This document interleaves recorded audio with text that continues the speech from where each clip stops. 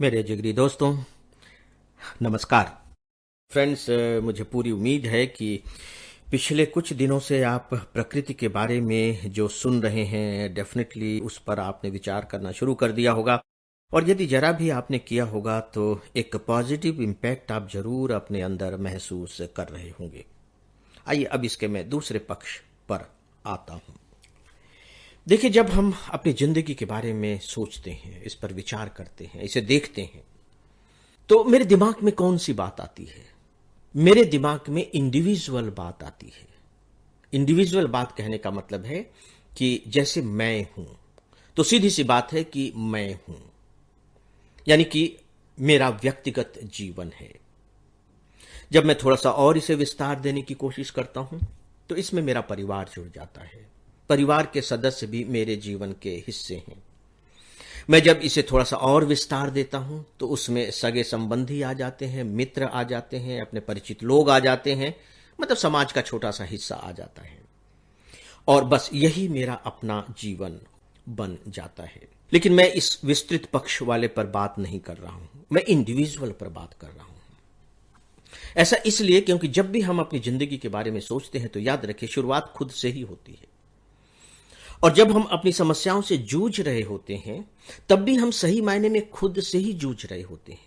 यह बात अलग है कि वो जो समस्या है वो मेरे परिवार की समस्या हो सकती है, मेरे अपने रिश्तेदारों की समस्या हो सकती है, मेरे अपने समाज की समस्या हो सकती है। लेकिन जहां तक जूझने की स्थिति आती है, तो मैं निजी तौर पर ही जूझ रहा होता हूं, जैसे कि ये कोई मेरी अपनी समस्या हो। देखिए, समाज की समस्या से भी आप कब जूझेंगे? तभी जूझेंगे जब आपको कहीं ना कहीं उसमें अपनी समस्या दिखाई दे, नहीं तो आप क्यों जूझेंगे? तो मतलब हमारी चेतना की जो विराटता होनी चाहिए, जो विशालता होनी चाहिए, यहां वो लघुता में परिवर्तित हो गई है। वो छोटी बन गई है, स्मॉल बन गई है। स्मॉल किस रूप में बन गई है? कि मेरी जो समस्या है, मुझे ये लगता है कि ये सिर्फ मेरी समस्या है। मैं इसे विस्तार देकर के देख ही नहीं पाता।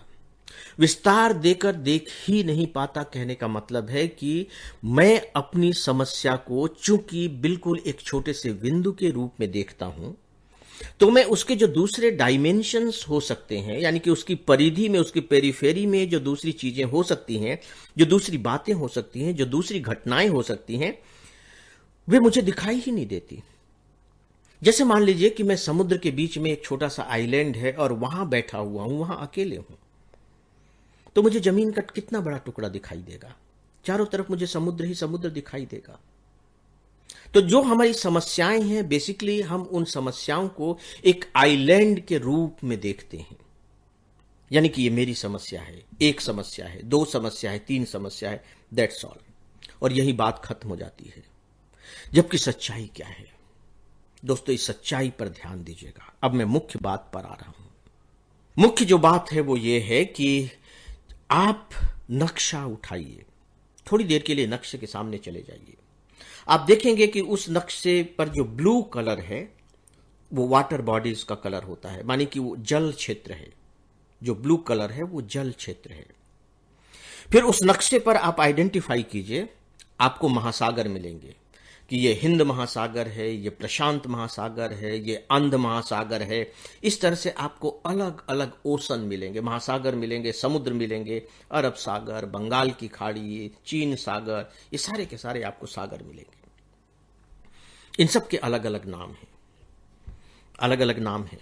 एक ही नाम भी हो सकता है, महासागर, लेकिन सबके नाम हैं। कहीं वो पैसिफिक ओशन है, तो कहीं वो अटलांटिक ओशन है, तो कहीं इंडियन ओशन है, सबके नाम अलग अलग हैं। अब यहां मेरा बहुत ही छोटा सा प्रश्न है, और बहुत ही विनम्रता से भरा हुआ और सरल सा प्रश्न है, और वो ये है कि ये जो सागर हैं, इनके नाम तो अलग अलग हैं, लेकिन क्या इनका जल भी अलग अलग है? यानी कि इन सागर में जो जल है, जो जल प्रवाहित हो रहा है या जो जल संग्रहित है, क्या वे भी बिल्कुल इंडिपेंडेंट है, एक कुएं के पानी की तरह या तालाब के पानी की तरह? कहीं ऐसा तो नहीं कि ये जो अलग अलग सागर हैं, इनका जो जल है प्रवाहित होकर के एक दूसरे से आता जाता रहता है, मिलता जुलता रहता है?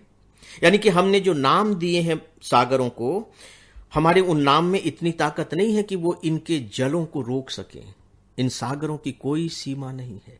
ये तो हमने केवल अपनी सुविधा के लिए नाम दे दिए हैं। ताकि हम इनका अध्ययन कर सकें। अगर मैं कहूं कि हिंद महासागर तो आपके दिमाग में आ सके कि अच्छा ये यहां पर होगा। मैं कहूं कि उत्तरी प्रशांत महासागर तो आपके दिमाग में आ सके कि अच्छा इसकी लोकेशन ये होगी। बस उतना ही तो है। अदरवाइज ये जो महासागर हैं इंटरकनेक्टेड है, इंटरकनेक्टेड। तो दोस्तों बस अब इस छोटे से अर्ज के साथ मैं अपनी बात खत्म करना चाहूंगा। तो क्या हमारा यह जो एक का जीवन है, जो एक महासागर है, दूसरे महासागरों से कनेक्टेड नहीं है? मेरा जीवन आपके जीवन से, आपका जीवन और तीसरे जीवन से कनेक्टेड नहीं है? क्या हमारा जीवन सही मायने में इंटरकनेक्टेड नहीं है? बस इस पर आप सब थोड़ा सा विचार कीजिएगा। आगे इस पर हम लोग और बातें करेंगे। अब मुझे इजाजत दें। नमस्कार।